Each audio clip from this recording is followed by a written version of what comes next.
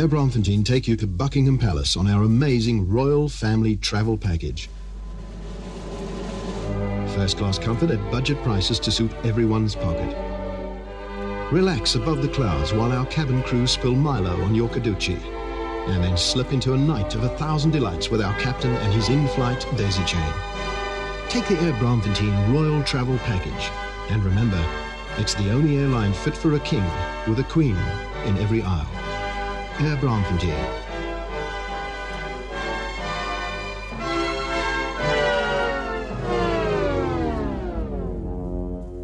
Yes, I think you'll find my sister very interesting. Does she, Fendi has done that. Well, Of course, my brother. Excuse me, Handel. Could I use the tree? He loves chocolate. I see you're busy. I'll help myself.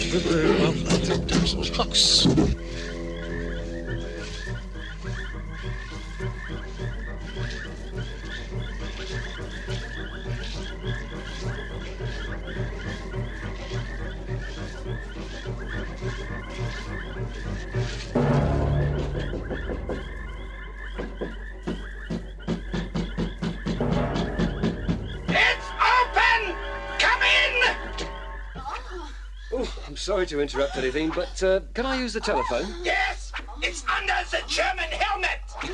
Ah, yes, I see. Thank you. It's a long-distance telephone call to South Africa, actually. You see, I've been hijacked, and the big problem is... Make the call! Can't you see I'm busy? Yes, I'm sorry. Are you all right, miss? Hello, is that Johannesburg? Hello, Bill Jones? Is that you, Seth? Yes, I'm calling from the Middle East. Hang on, Seth, you're going on air after the next commercial. Right! Now! Sing Silent Night! No, that's the wrong key! Start again! Sing! You're a gal in a million. That's why you deserve a ring in a million. From Stern, Harold Stern, your #1 obscene phone caller.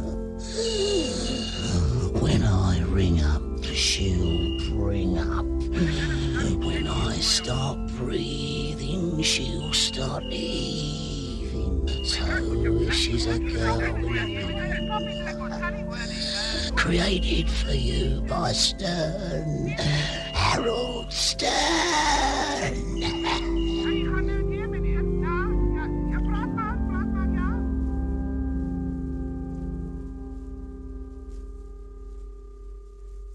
Well, this isn't a particularly good time for travel, and Air Braamfontein is no exception. Forced at gunpoint to board a DC-10 last Tuesday at Shannon's International Terrorist Airport, my captors, 2 investigators from the McDonnell Douglas fast food and skydiving chain, manacled me to an open end called Donna Weasel.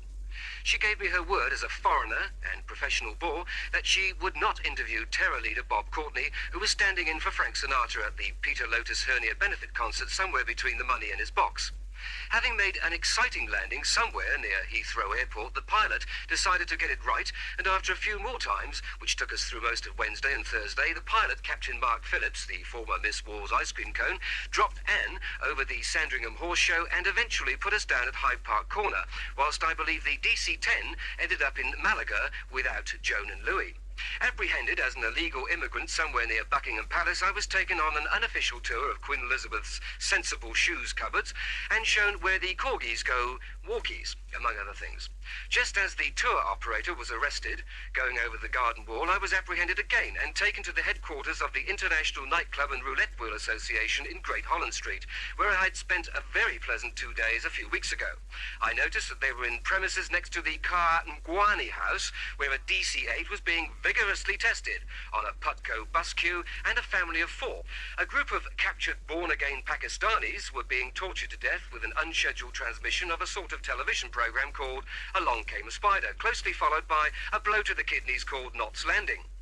They rapidly confessed to the whereabouts of known nightclub manager Bill Chalmers and international disco skater Bobby Lang. Clinging to an old baggage door from a DC-10, I managed to convince Mr. Chalmers I was a retarded jogger from the aircrew of an Air Zimbabwe beer tent and SAA dinner for two, when we were miraculously saved by that lovable loony Muammar Gaddafi and his all-kosher Passover ham and tomato factory. Recently reopened as a stopover in Germiston, the Gaddafi team demonstrated their goodwill with 4 hours of mortar fire and a charity speech by Marino Chiavelli and Chris Barnard with Glenda Kemp at the organ of the church. Mr. Gaddafi has allowed us all a single telephone call each to relate to the outside world what an incredibly likeable and generous person he really is. I mean, it's so easy to confuse the public image of this Middle East dictator with the warm and wonderful character he really is. Who else would allow me to talk to you in South Africa for such a long time with not a sign of censorship? Ah, I hear he's just woken up after a long nap. He's always a bit liverish in the mornings. Okay, I'll hang up now. You're not a born-again Israeli, are you? That's funny, you don't look Arabic. We asked Mrs. Kraling of Turfentine how she feels about Air Braamfontein. You know, I nearly died. Nearly died. My husband was playing rugby with the kids in the yard, and me, I was scrubbing. When suddenly he shouted to me, he said, Barbie, there's a 747 on our outside latrine. Well, I never. My nerves were finished. And what about the future? Well, there's no doubt about it. I won't use anything but Air Braamfontein. Next time you fly Air Braamfontein, the only airline with a wide-bodied cabin crew and an oxbrae in every cockpit.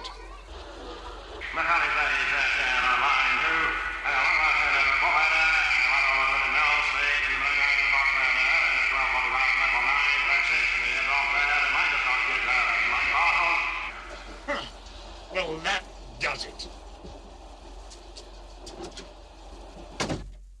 I presume you are the person responsible for making the announcements here. I just want to tell you that you are wasting your time.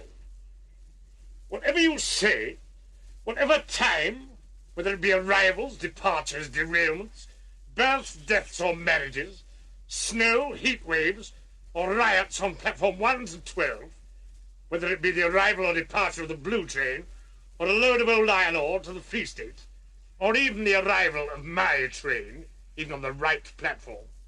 In 10 years, I have never understood a single word or syllable. Now, what have you got to say to that, huh? Jonathan Harries.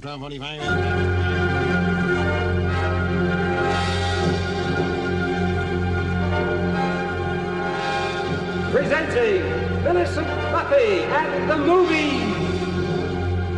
Well, hello, movie buffs everywhere. For those of you who like your films a little risque, you could do yourselves a favor and not go to a certain holiday resort just across our borders. I personally was very disappointed with the erotic adventures of an income tax inspector. The plot was as thin as the male lead, jocularly played by Sylvester Stallone's half-brother and sister, Clarence. His scenes with the blow-up dolls were most unconvincing. I mean, everyone knows you have to blow them up first. Newcomer Janice Clittot was quite remarkable in her scenes with the nursery animals and displayed a genuine fondness for children which came across beautifully on the big screen. James Mason's new film, The Further Adventures of Beirut Bus Conductors, fell down a little on plot for the first 2 hours, but after Dolly Parton, who plays the conductress with difficulty, managed to get all the fares into the money pouch strapped to her ankles, it moved with comforting speed. Although I don't know what all those Pyrenean mountain dogs were doing on the top deck. Now, onto a film genre one seldom sees these days, the film musical. How I miss those old MGM musicals with Boris Karloff and the Goldwyn Girls, Gene Kelly with dancers Clint Eastwood and Doris Day, and how Mr. Eastwood could sing. So it was with particular pleasure that I went along to my local Kini 15 to see Ragtime. I must say, Jimmy Cagney didn't seem to dance with his old verve, but he was surprisingly agile in the scene where he lit his cigar. Of course, if you don't like the music in the film, you can always get a seat near the back and listen to the music played louder than the music in the theatre from the foyer speakers. You know, near the slush dispenser. Last, but not least on my movie list for this week, is the re-release of that old children's favourite, My Life with Adolf, the true story of Butlins holiday camps, featuring funny man Richard Burton and Dave Sybil Thorndike as the love interest. directed with a winsome fury by Muammar Gaddafi, the well-known Siberian pop song. It has a distinctive charm reminiscent of an air raid on the State Theatre. One of my favorite moments is the appearance of the late Charlie Chaplin, complete with familiar policeman's helmet and rubber truncheon and nothing else. When he sang the reprise from the Nuns' Chorus to the tune of Spinning Wheel, he had the audience in stitches. It's a delightful 8 hours of uninterrupted, light-hearted, nonsensical rubbish that costs a little under 20 Rand for a family of 4, and if it wasn't for the age restriction, even more. Next week, I'll be telling you about the new teenage movie, Herpes and the Pill Go to Hollywood from the Disney studio. So until then, this is Militant Muffy signing off, and happy movie going.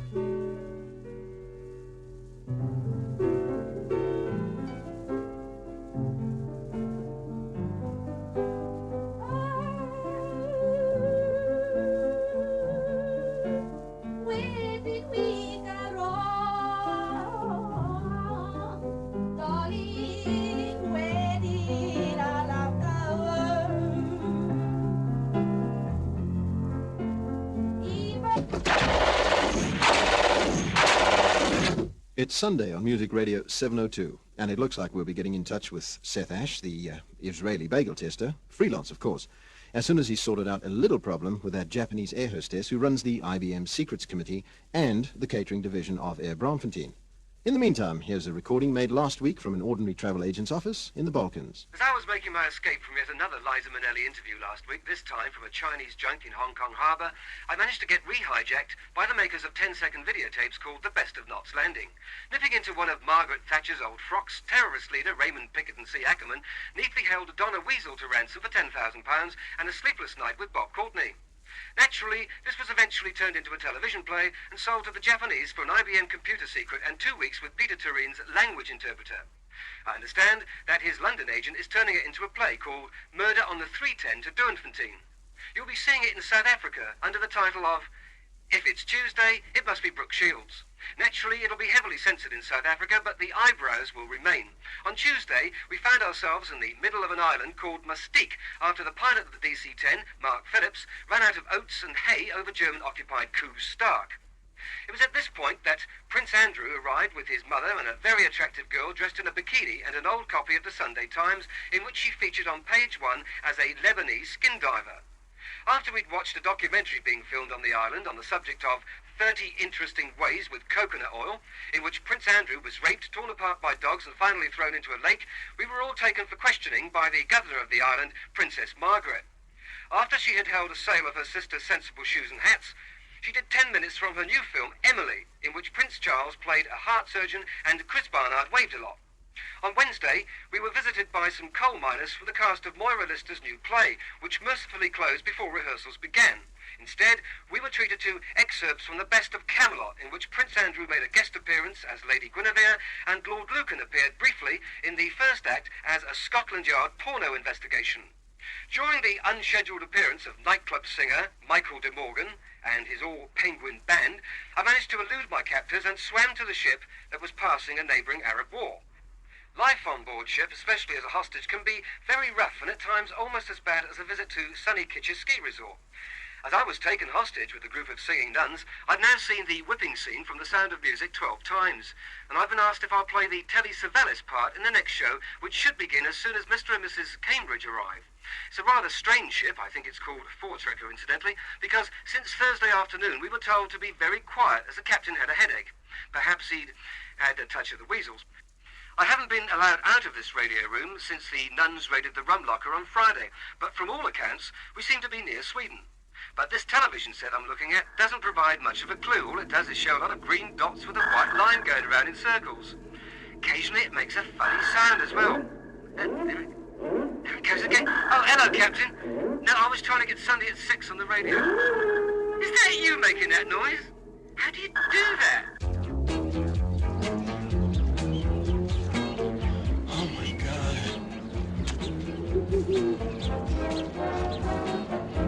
Hello?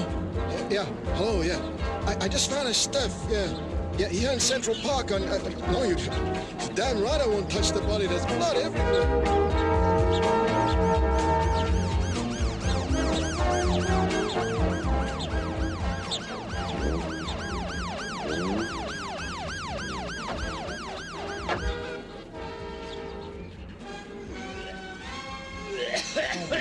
is he ever going to ruin that tracksuit?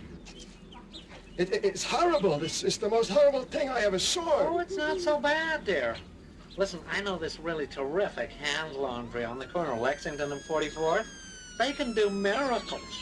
All the guys go there. Am I right, Jeremy? As for Cheryl, she's very tall, kind of willowy, but very capable hands. I got creme de menthe on this kimono I had one time. I thought it would kill me, but no, she got right to work. Hey, listen, fellas, I mean the corpse over there, right? Oh, I know what you mean. A yellow top coat with red pants, huh? He looks like a cheap dessert. Fellas, you guys, the back of his head has been shot away already. You haven't touched anything? Of course I haven't touched anything. Oh, now don't be offended, dear. Some guys are freaky for cadaver. Look, I don't want to put my, where it's not wanted, but shouldn't you be reporting this? Oh, dear, it's rush day, everyone. Busy. Next thing, you're going to be telling us you're a taxpayer, right? Right. Hello, car 66, Patrolman Fossey here. We have a Oh, hi, Brucey. Oh, no, I didn't recognize your voice. You're so throaty sometimes. Did you manage to get the bean sprout? Oh, I didn't know you do. Oh, wow, that's terrific. Morrison and I can pick up the lychees on the way back. What? Oh, yeah. A dead one took it in the head. Don't they all? Now stop that, Brucey. Lousy old jokes I don't need. What? Oh, I don't know. I have to turn him over. Hey, Jeremy, what does he look like? I don't know, dear. It's not easy to say, but he's kind of the Burt Reynolds type. Jeremy says he reminds him of Burt Reynolds. Bruce. Oh, my God, Brucey, don't do one of your weeping numbers on me. No, listen. The guy was wearing a yellow coat with red pants. You just hated him. Oh, yeah, also, he was wearing sneakers, a real schmuck. Even this straight jogger threw up. You want to send homicide over now? Great. What? Oh, come on, Bruce, not over the line. Come on, dear. Anyway, the part's filling up. Oh, Bruce, sure why not? No, really, I mean it. 10-4. Ladies and gentlemen, Braamfontein regrets to announce that we have an emergency. Please remain seated, and there is no cause for alarm. It is only a minor technical complication. We have lost the starboard wing, the no-smoking zone is on fire, and we've discovered that the chief steward is a transvestite. Please fasten your seatbelts and prepare for the brace position, which Big Mary and the crew will now demonstrate. Also remove all sharp objects from your pockets. Once the brace position has been demonstrated, all passengers will be requested to applaud and be sure to keep some small change on hand to tip the steward at the nearest exit. Coffee, tea and refreshments will be served on impact. We thank you for travelling Air Braamfontein and trust that you've enjoyed the flight with us. I see you're out of Knave and 6 partners again. Friday, sir. Airport bookshops always sell that stuff out on weekends. Can't think why. I suppose pure filth stays on your shelves with schoolroom naughties, because there's no demand anymore. I don't know what the world's coming to. I was only saying to Cynthia this morning, where would we be without the pawn swap column of Penthouse? Excuse me, sir. Have you got a minute? Well, I say, what have you got there, Cyril? Come a bit closer, sir. I know you're a connoisseur and you'll, keep it to yourself. I only got this in yesterday, off a Swedish flight. Well, had you better keep it, out of sight. I mean, is this a public bookstore? In full colour, 2 feet by 4 feet. Steady on now. I mean, people Full see. frontal study of a I think I'm losing control. 15-year-old. Oh, for heaven's sake, I'm only human, you know. Oh, stop it. Manual transmission. No, stop it. No, stop it. Series SS Jaguar. Oh, I'm only human, you know. How about this 4-colour centerfold of a Ruston Bucyrus Gantry crane? Do you realize there are ladies in this store, man? Put this in your bag quickly. Oh, steady on, Cyril. That looks like a... Close-up of a tractor linkage assembly. Yes, go on, see it, see it. Link each eye. I can't. I will. Oh, I want them all. Oh, you must give them to me. I don't care what price. Oh, what do you want? Oh, look, here's a blank check. Just a minute. Here comes a customer. Yes, madam, can I help you? Yes, just the screw-in play door, please.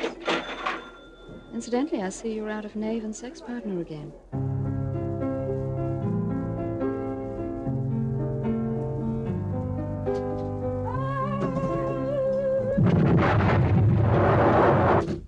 After I spoke to you last week, I was arrested and thrown into El Hamratique's most dark and stinking hypermarket. In keeping with my report on travel, I would rate this prison as a 1-star in line with the hijacked book of travel.